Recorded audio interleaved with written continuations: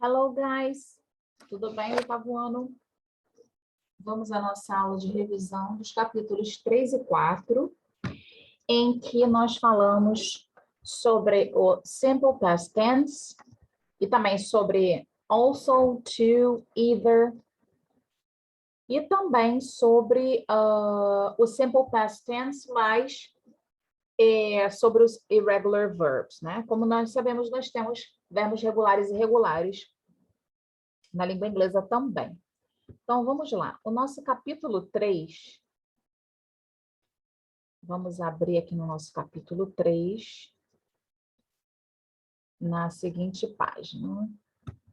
Hold on, please.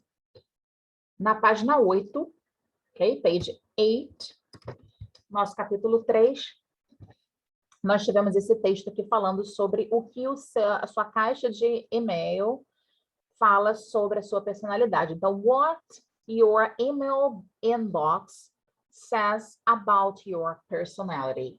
Então, tivemos esse texto aqui falando sobre isso. Tivemos a nossa compreensão de texto. Depois, com relação ao grammar focus, do nosso capítulo 3, nós temos aqui o uso do Simple Past Tense. Bom, vocês já aprenderam sobre o uso do Simple Present Tense, né? Que é a primeira coisa que a gente, o primeiro tempo verbal que a gente aprende em inglês é sobre o presente. Né? Primeiro algo no presente, depois no passado, depois no futuro e as suas divisões, né? Assim como no português também. Bom, o Simple Past Tense, ele indica passado e também tem as três formas: afirmativa, interrogativa e negativa. Affirmative form, interrogative form and negative form. Bom, temos aqui o sujeito, mais o verbo no passado e mais uma marcação temporal. O que é isso? É uma palavra que a gente utiliza, um advérbio de tempo bem marcado na frase, que faz com que nós saibamos quando aconteceu. Por isso, utilizamos o Simple Past Tense. No caso aqui foi ontem. Você se exercitou ontem. Ok? Vou pegar sempre aqui o primeiro exemplo. Na parte interrogativa, no Simple Present, a gente utiliza o auxiliary verb, os dois, né? Auxiliary verbs do e does. Né? A gente utiliza na frente do sujeito.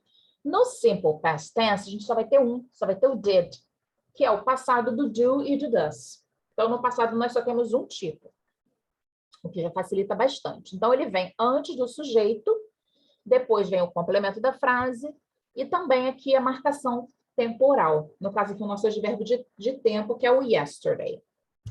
E na forma negativa, teacher? Bom, se nós temos no Simple Present o don't, o do not ou don't, e o does not e o doesn't, no Simple Past Tense nós vamos ter o did, como nós tivemos aqui na forma interrogativa. Na forma negativa ele vem para cá depois do sujeito e podemos utilizar o did not ou o didn't. Apenas isso. E a continuação, o complemento da nossa frase, ok? Então, aqui nós temos alguns advérbios de tempo. Yesterday, 2 days ago, 2 dias atrás. Today, também. Last week, month, year. Aí vocês podem perguntar, Titi, mas today não é hoje? Sim, mas você pode ter, você pode dizer que comeu spaghetti hoje. I ate spaghetti today. Então, assim, você já comeu, ok? Então, wait, eu vou entrar mais adiante falando sobre os usos dos verbos irregulares, mas primeiro vamos relembrar, vamos focar nos verbos regulares, ok? Bem, temos aqui também uma outra parte do Grammar Focus desse capítulo, para relembrar. O uso do also, to e either. Teacher, o que é isso? Como que eu utilizo cada um na frase? Bem, o also significa também. E o to? Também. E o either? Também. E qual é a diferença? Então, vamos ver a diferença entre eles. Nessa primeira frase, nós temos Did Maria Clara, also study genetics? Yes, she did. Então, a Maria Clara também estudou genética? Sim, ela estudou. Então, a resposta para o did Maria Clara, porque she, a gente usa yes, she did. Se fosse negativa, no, she didn't. Ok? Bom, o also, ele vem antes do verbo. Tá? Vem aqui no meio da frase, antes do verbo. Então, significa também. Também estudou. She's also a dancer teacher. Ela também é uma professora de dança. Então, aqui, ó, also, ela também é.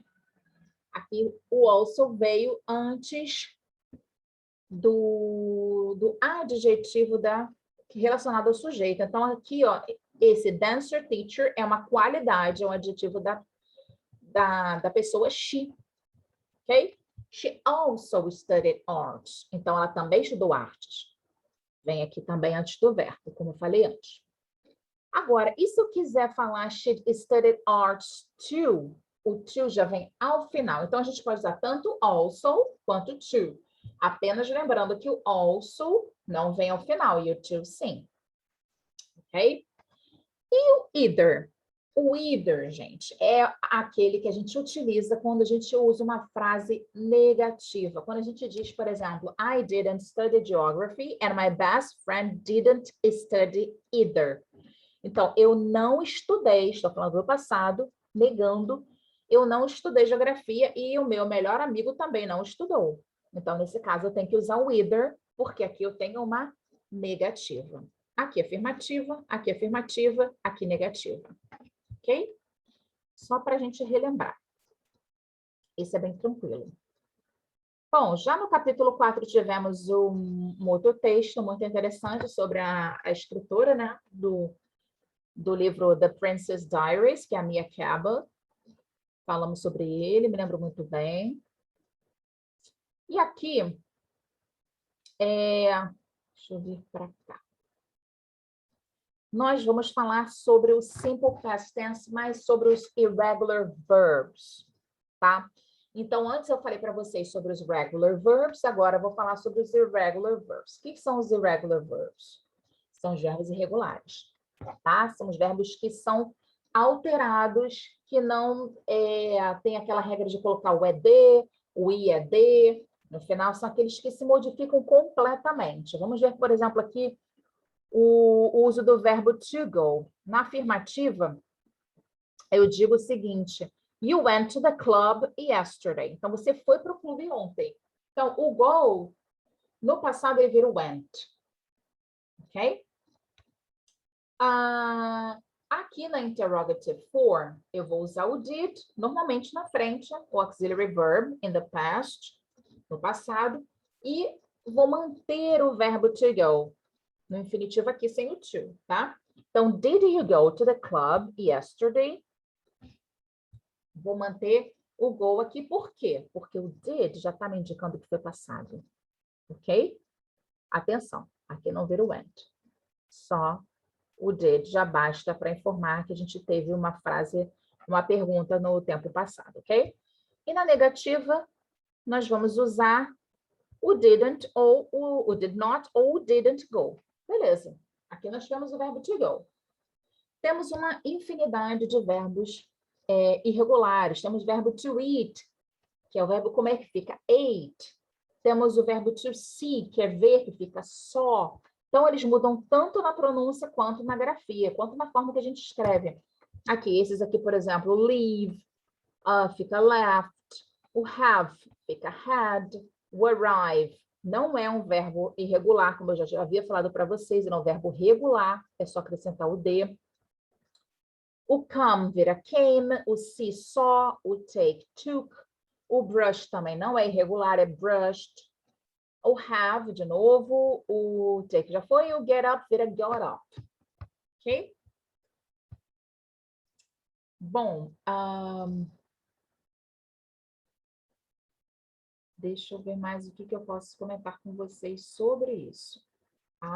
Sim. Para finalizar, temos aqui a nossa question tag, né? Que são aquelas nossas perguntas ao final da frase.